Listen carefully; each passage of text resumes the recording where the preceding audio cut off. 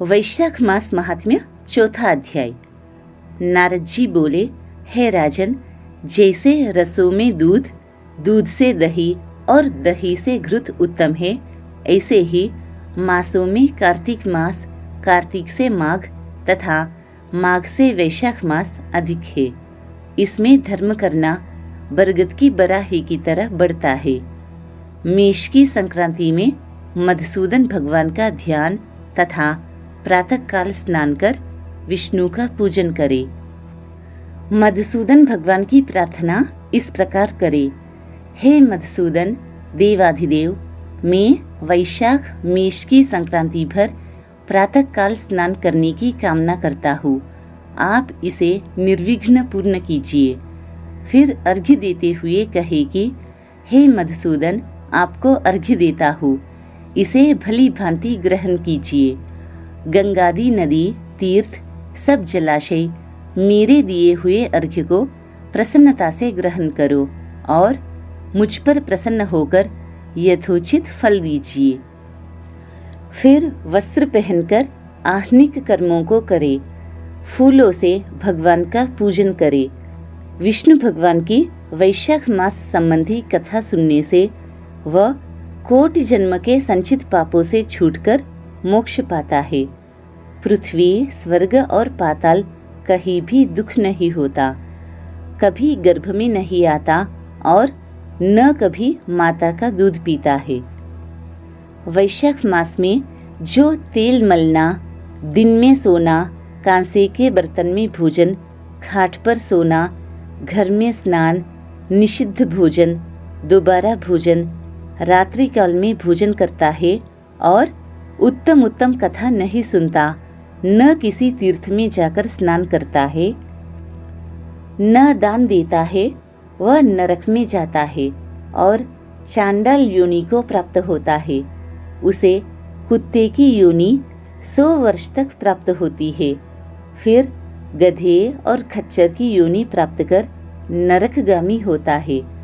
1000 ब्राह्मणों की हत्या का पाप किसी तरह दूर हो जाता है, परंतु वैशाख मास में स्नान आदि न करने से उसका पाप कभी दूर नहीं होता। वैशाख मास में नियम पूर्वक कमल के पत्तों पर भोजन करने से सब पापों से निवृत्त होकर विष्णुलोक मिलता है। वैशाख मास में दोपहर के समय मार्ग चलकर अपने घर पर आए हुए या थके हुए ब्राह्मणों को सुंदर आसन देकर जो उनके चरणों को दबाता है और चरणोदक को अपने मस्तक पर छिड़कता है, उसके सब बंधन कट जाते हैं। उसे गंगादि संपूर्ण तीर्थों में स्नान करने के बराबर फल निश्चय ही मिलता है।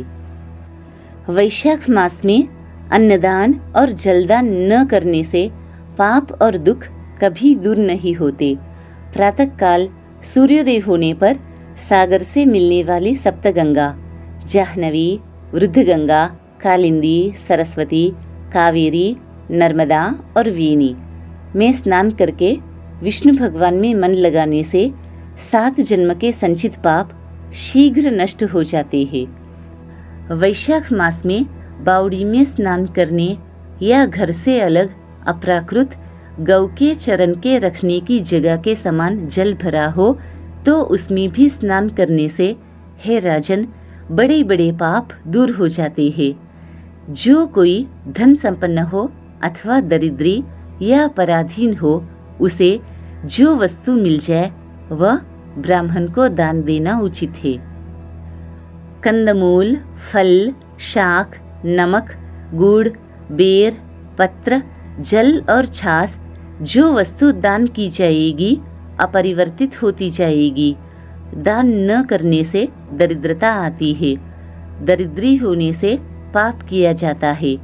पाप करने से नरक मिलता है। इसलिए सुख की इच्छा करने वाले को अवश्य दान करना चाहिए। कोई बड़ा मकान अच्छा, सुंदर और सब सामग्रियों से शोभायमान हो, मगर उस पर छत न हो तो शोभा नहीं पाता।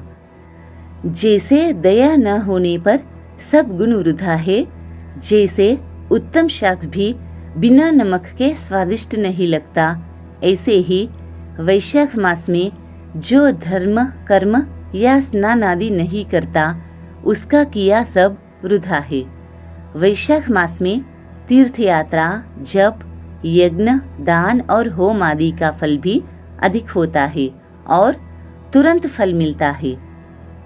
मधुसूदन भगवान इसके देव है। जिसने किसी प्रकार भी वैशाख मास में मधुसूदन भगवान का पूजन नहीं किया है वह मूढ़ बुद्धि सूकर की योनि पाता है।